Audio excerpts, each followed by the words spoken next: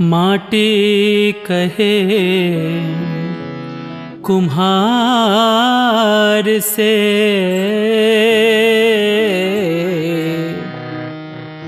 तू क्यों रोंधे मोहे। माटी कहे कुम्हार से, तू क्यों रोंधे मोहे। एक दिन ऐसा आएगा मैं रोंधूंगी तो।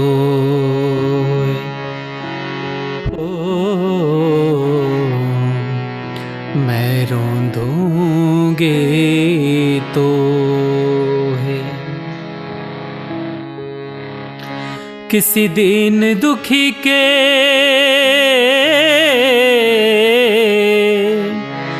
किसी दिन दुखी के दुख मिटाना पूजा है। एक रोते बच्चे को हंसाना पूजा है। एक रोते बच्चे को हंसाना पूजा है। किसी दिन दुखी के दुख मिटाना पूजा है। एक रोते बच्चे को हंसाना पूजा है। एक रोते बच्चे को हंसाना पूजा है। मंदिर मस्जिद गिरजा गुरुद्वारे में जाकर क्या होगा। घंटी बजाने से अजान लगाने से क्या होगा।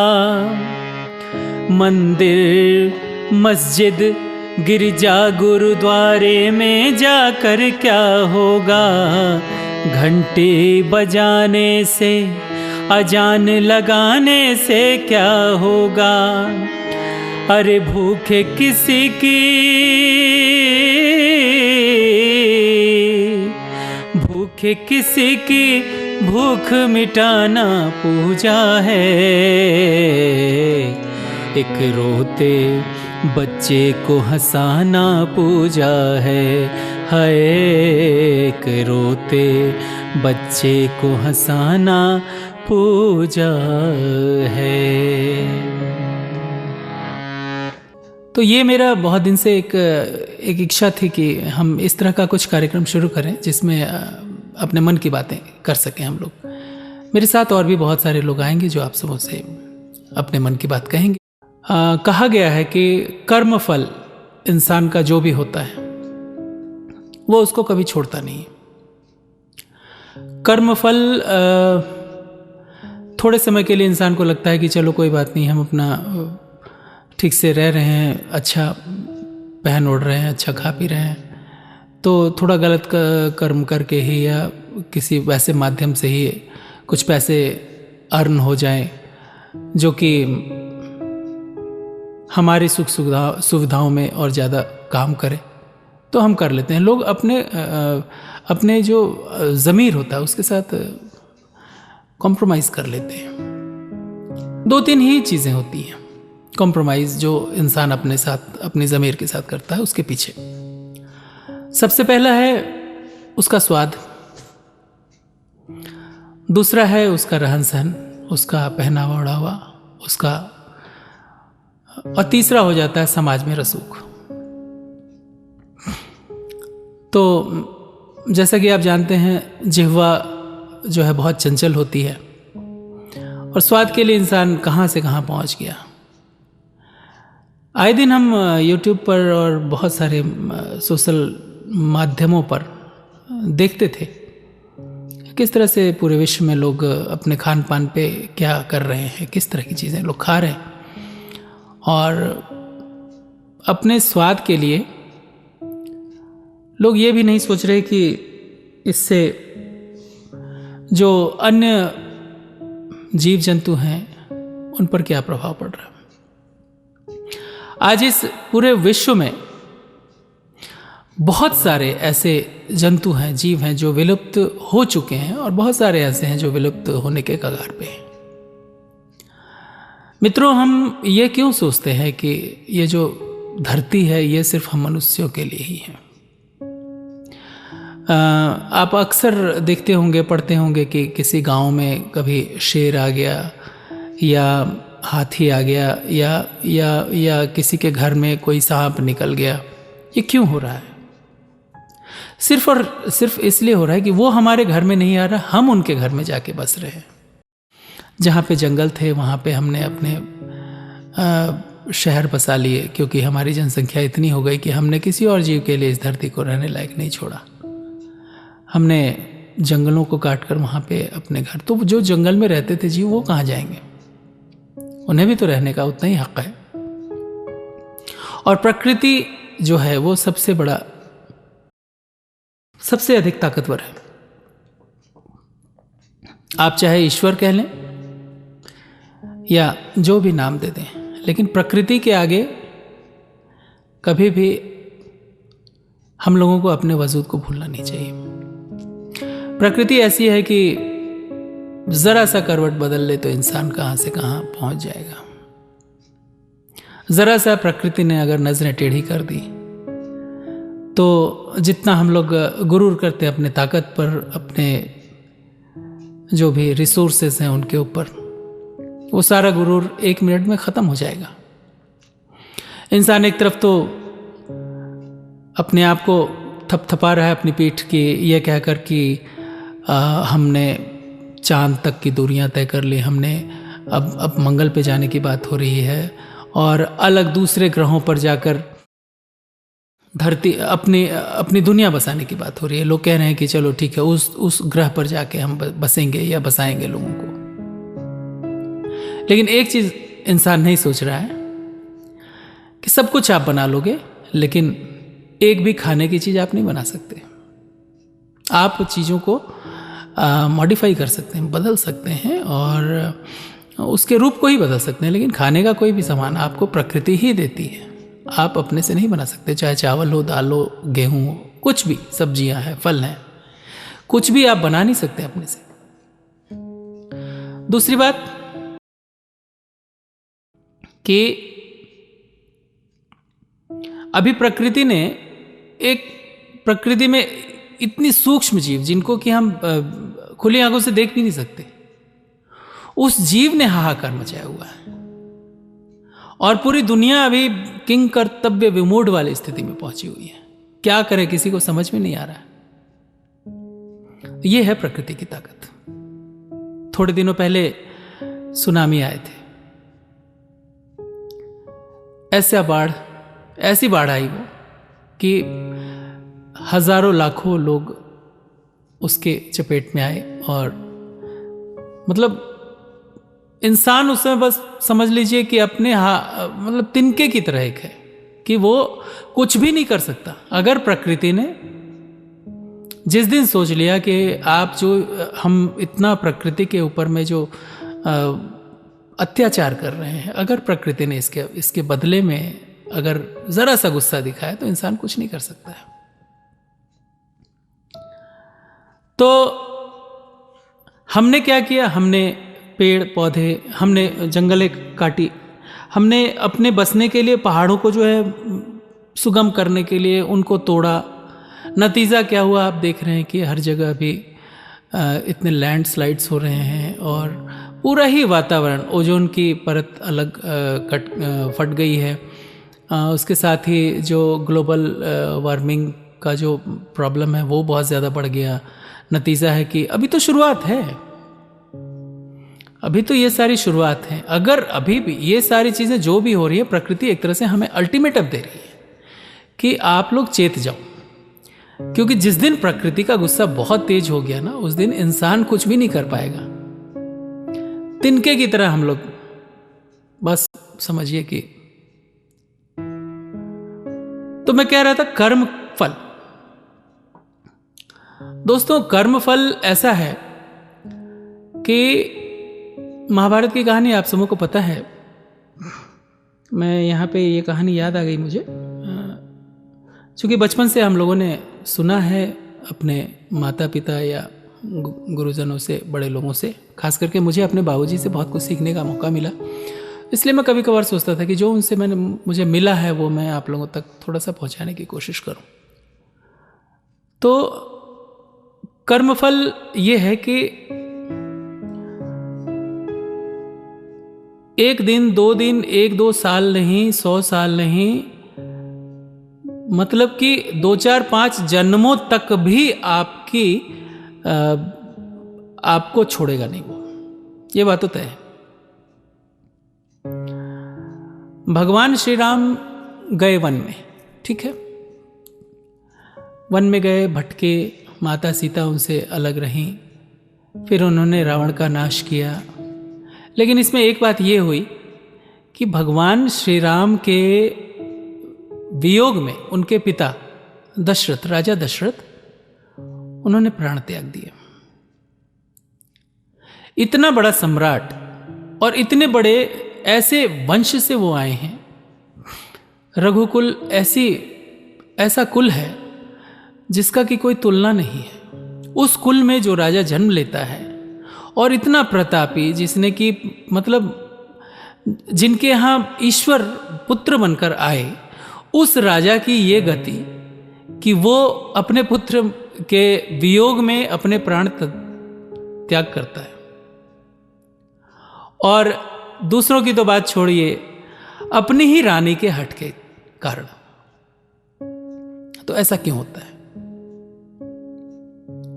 इसलिए होता है कि वो राजा किसी जमाने में एक पिता अंधा, माता अंधी और उनके पुत्र श्रवण को, जिनका कि उस पुत्र के अलावा और कोई सहारा नहीं था, कुछ भी नहीं था, उस श्रवण को, निहत्थे श्रवण को, बिना किसी दोष के एक मासूम लड़के की वो हत्या करते हैं, जाने या अनजाने। यहां पे ये एक्सक्यूज नहीं चलता है प्रकृति के सामने कि आप कोई चीज अनजाने में कर रहे हो, आप चाहे जानबूझकर कर रहे हो या अनजाने में कर रहे हो। अगर आपसे हुआ है तो आपको प्रायश्चित करना पड़ेगा। और हुआ ये कि उन्होंने गलती से हिरण समझकर श्रवण कुमार को तीर मार दिया, लेकिन बदले में ये हुआ कि उनको भी उसी तरह से पुत्र वियोग में, जिस तरह से श्रवण के माता पिता ने पुत्र वियोग में अपने प्राण त्यागे, उसी तरह से महाराजा दशरथ को भी पुत्र वियोग में अपने प्राण त्यागने पड़े। मित्रों, ये कर्मफल ही है। ये तो रही एक जन्म की बात। अब एक दूसरी घटना और मैं आपको बताना चाहूंगा। आज का यही विषय रहेगा। थोड़ा सा ये विषय आप लोगों को हो सकता है लगे कि ये थोड़ा उतना इंटरेस्टिंग नहीं लग रहा है, लेकिन बहुत गहरी बातें हैं, ये हमें समझना पड़ेगा। और हम में से बहुत सारे लोग हैं जो इन विषयों को, इन चीज़ों को जानते हैं, लेकिन उन्होंने इन चीज़ों पर कभी गौर नहीं किया है। तो मैं बस उनको वो एक रिमाइंडर देना चाह रहा हूँ। महाभारत काल में एक बहुत बड़े किरदार हुए, जिन्होंने पूरे महाभारत का जो युद्ध हुआ उसमें और कौरव और पांडवों के कुल में वो किरदार एक बहुत ही इंपॉर्टेंट, महत्वपूर्ण किरदार है। वो किरदार है देवव्रत भीष्म जी का। देवव्रत भीष्म अपने पिता के इतने आज्ञाकारी पुत्र हुए कि उन्होंने अपने पिता की खुशी के लिए खुद विवाह नहीं किया, ब्रह्मचर्य व्रत का धारण किया, और यहां तक कि उन्होंने एक कसम खाई, अपने आप से वायदा किया, अपने पिता से को वचन दिया कि जो भी राजगद्दी पर बैठेगा उसके अंदर वो अपने पिता की छवि देखेंगे। और इसका उन्होंने सारी उम्र पालन किया। मित्रों, उनके लिए उनका वचन सबसे बड़ा था।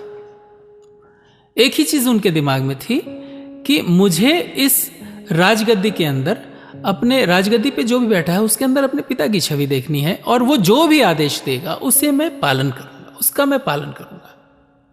उन्होंने उसमें ये नहीं रखा एक मतलब एक शर्त या कुछ ऐसा नहीं रखा कि नहीं अच्छा वाला होगा आदेश तो मैं पालन करूंगा और बुरा वाला आदेश होगा तो पालन नहीं करूंगा, ऐसा कुछ नहीं था। उन्होंने बस ये कहा कि ठीक है, जो भी वहां पे बैठा हुआ है उसको मैं अपने पिता की तरह मानूंगा, और वो जो भी बोलेगा उसके उस बात को मैं मानूंगा।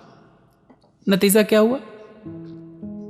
उन्होंने जो पांडव धर्म पर चल रहे थे उनको छोड़कर और कौरवों का साथ दिया,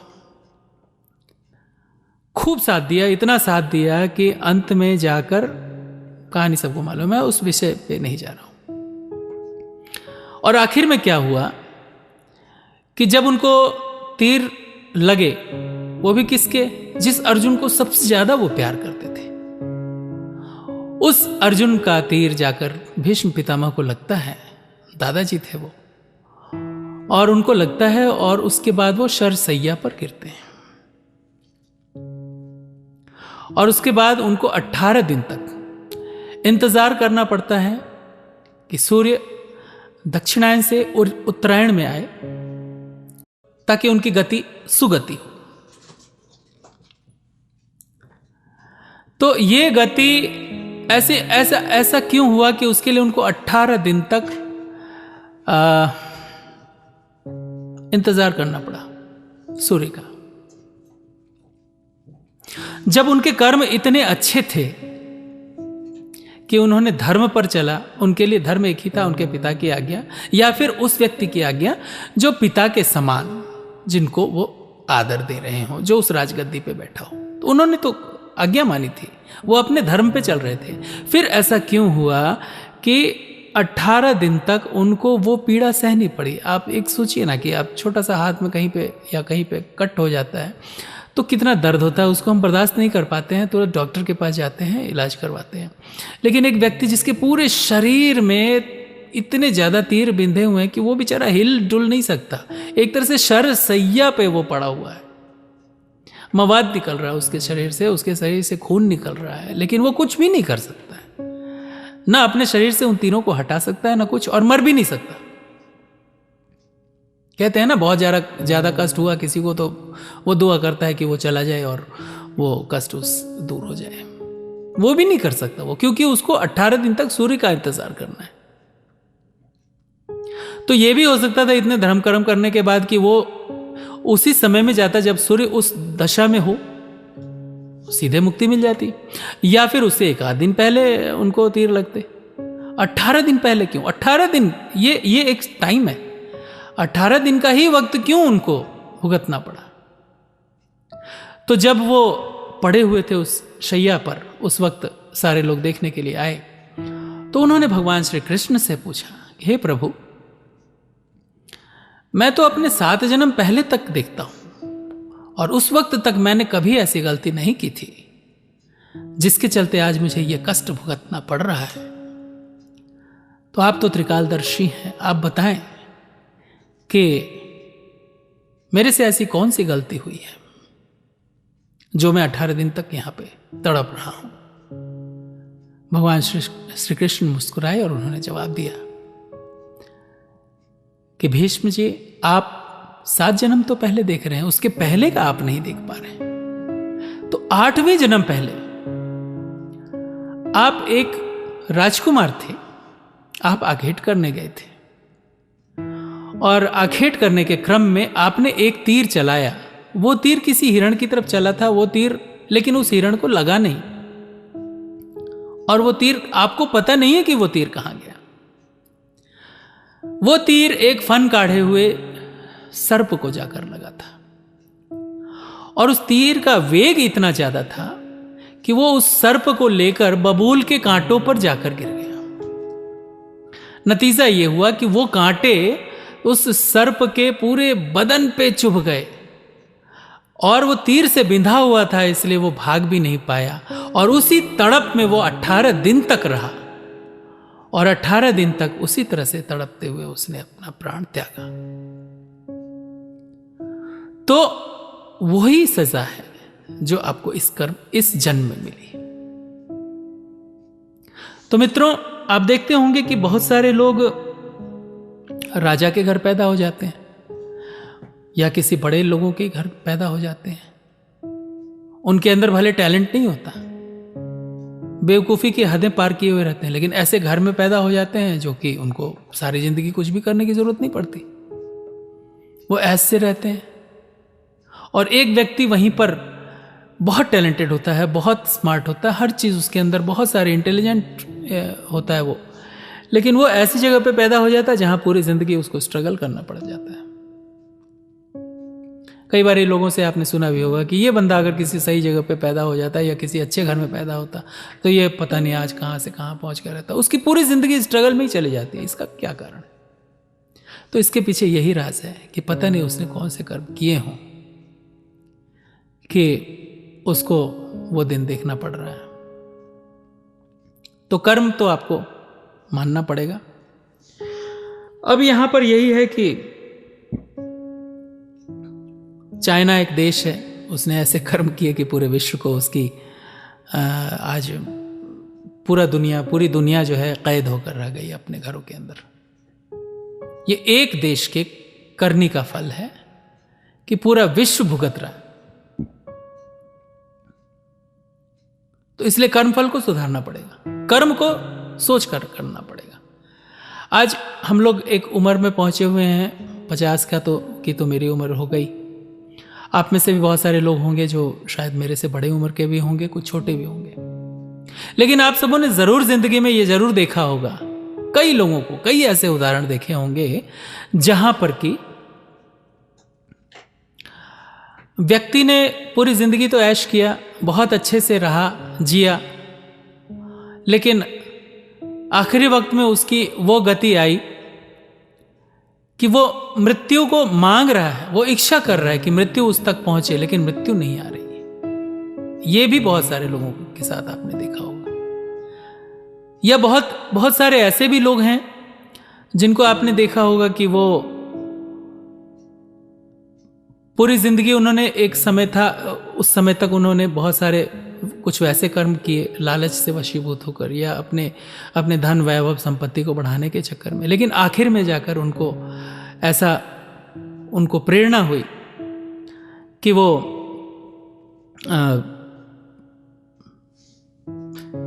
उन्होंने अपनी जिंदगी का तरीका बदला और नतीजा ये हुआ कि वो अपने जिंदगी को सुमार्ग पर ले जाने में सफल हुए। तो मित्रों, ये मैं इसलिए बताया कि वक्त अभी भी हमारे पास है। ये जो आज 2-4 दिनों से हम एक कमरे में बंद हैं और अपने अपने घरों में बंद हैं और एक भय का वातावरण बना हुआ है। भय इस चीज़ का कि पता नहीं कब क्या हो जाए, पता नहीं हवा में कब किधर से कौन सी चीज़ आ जाए, कौन सी चीज़ शरीर पर कुछ ऐसा प्रभाव डाल दे। तो ये परिमार्जन का समय है। इस समय को हम लोग बहुत एक अलर्टनेस या अलार्म की तरह से लें। प्रकृति ने ये एक अलार्म बजाया है और हमें अलर्ट किया है, सावधान किया है हमें कि सावधान हो जाओ। अगर इंसान कुछ भी बुरे कर्म कर रहा है तो एक बात तो याद रखना पड़ेगा कि कर्म का फल तो मिलना है, चाहे इस जन्म में मिले या अगले जन्म में मिले या 7 जन्मों के बाद मिले, वो तो मिलेगा। और अगर क्यों ना इस मौके का फायदा हम ये सोचकर उठाएं, अपनी जिंदगी में ही पीछे देखें और ये सोचें कि अगर हमसे कोई गलती हुई है तो ईश्वर से उस गलती के लिए हम क्षमा मांगें और ये कहें कि प्रभु, आपने ये जीवन देकर हम पर बहुत बड़ा उपकार किया है। हमसे जो गलतियां हुई, हमसे जो भी भूल हुई हैं, उनके लिए आप हमें क्षमा करें और आगे से हम सही रास्ते पर चलने की कोशिश करेंगे। और वो सही रास्ता सिर्फ इतना हो सकता है, मैं कोई बहुत बड़ा जानकार नहीं हूं, लेकिन मैं अपनी तरफ से जो मैंने अपने अनुभव से सीखा है, जो मैंने अपनी जिंदगी में मनन किया है, जो वही पहली लाइन मैंने गाई थी, किसी दीन दुखी के दुख मिटाना पूजा है, किसी रोते बच्चे को हंसाना पूजा है। मंदिर मस्जिद गिरजा गुरुद्वारे में जाकर क्या होगा, घंटी बजाने से अजान लगाने से क्या होगा। भूखे किसी की भूख मिटाना पूजा है, एक रोते बच्चे को हंसाना पूजा है। इस मर्म को पकड़कर हम सभी आगे बढ़ें और अपनी जिंदगी को नए सिरे से शुरू करें, नए सिरे से आगे बढ़ें और मानवता के लिए कुछ कर सकें, तो हमारा जीवन सफल कहलाएगा। इसी के साथ आप सबों से इजाजत चाहूंगा। मैं सतीश अर्पित। कुछ गलती हुई हो तो कृपया क्षमा करेंगे। धन्यवाद।